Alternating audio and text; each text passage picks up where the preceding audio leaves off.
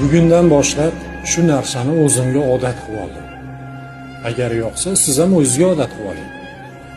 Shu bugundan boshlab hech kimga hech nimani tushuntirishga harakat qilmang. Xohlaganicha o'ylasin. Alloh bilsin, men bilay. Shuni o'zi yetadi. Mana oldimdagi insonlarda mendan ketishiga to'sqinlik qilmang. Ketmoqchimi? Ketsin. Hech qachon u insonlarni oldimda olib qolishga harakat qilmang. Majburlashni hojati yo'q. Ketgisi kelyaptimi, ketadi. Men haq bo'lib, u inson nohaq, lekin haqlikni talab qiladigan bo'lsa, siz haqsiz deng.